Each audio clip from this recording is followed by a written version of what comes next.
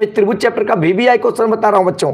त्रिभुज ABC में AD लंब है, AD लंब है BC पर, AD लंब है BC पर। ये VBI क्वेश्चन है BC पर। तो सिद्ध करें कि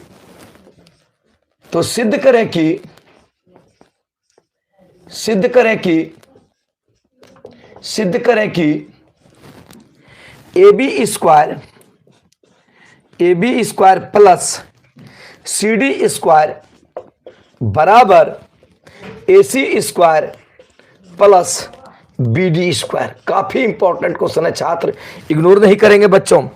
देखो कह रहा है कि त्रिभुज ABC में AD लंब है BC पर, तो सिद्ध करें कि AB square plus CD square बराबर AC square plus BD square.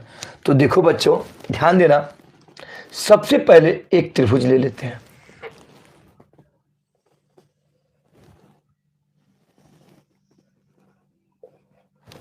चलिए ये ABC, अब देखिए क्या कर रहा है, AD जो है लंब है BC पर, इसका मतलब यहां से यहां इसको लंब डाल दिए।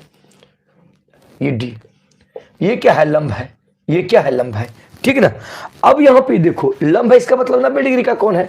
तो चलिए ध्यान दीजिएगा, सबसे पहले देखिएगा आंसर या सॉल्यूशन। सबसे पहले देखिए समकोण त्रिभुज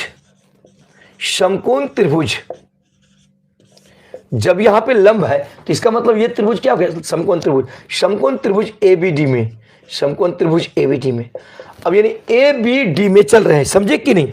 तो आप देखिए ये लंब है, तो हम जानते हैं कि जब ये लंब है तो ये कर्ण होगा, क्योंकि लंब के सामने वाली भुजा जो होती है वो कर्ण होती है। तो इसका मतलब AD बराबर पाइथागोरस प्रमेय से, तो AD बराबर AD स्क्वायर लंब स्क्वायर बराबर क्या होता है, कर्ण स्क्वायर घटा आधार स्क्वायर। इसका मतलब AB का स्क्वायर माइनस क्या हो जाएगा, BD का स्क्वायर, माइनस क्या हो जाएगा, BD का स्क्वायर। देखिए बाबू ध्यान दीजिएगा सभी स्टूडेंट्स, AD स्क्वायर यानी AD ये है, तो AD आपका लंब हो गया, तो लंब स्क्वायर बराबर कर्ण स्क्वायर घटा आधार स्क्वायर। ये देखिए इसको मान लीजिए समीकरण नंबर 1। पुनः ध्यान दीजिएगा, पुनः समकोण त्रिभुज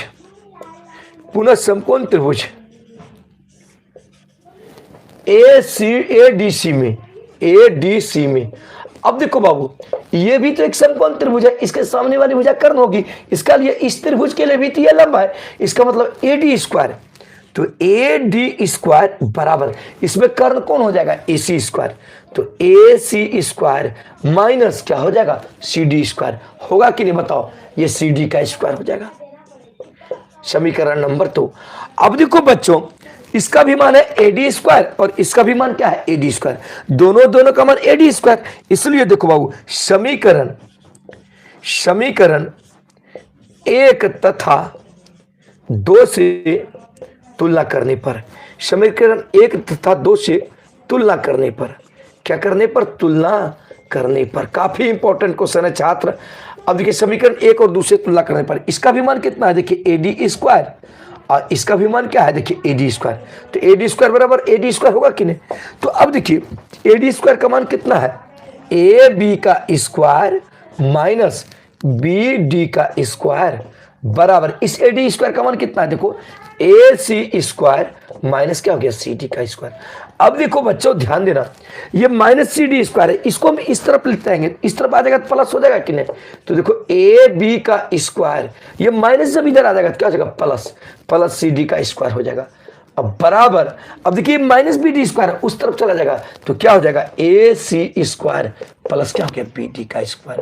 तो देखो क्या प्रूव करना था, AB square plus CD square बराबर AC square plus BD square. तो प्रूव हुआ कि नहीं, बताओ बच्चों, समझ में आई सबको।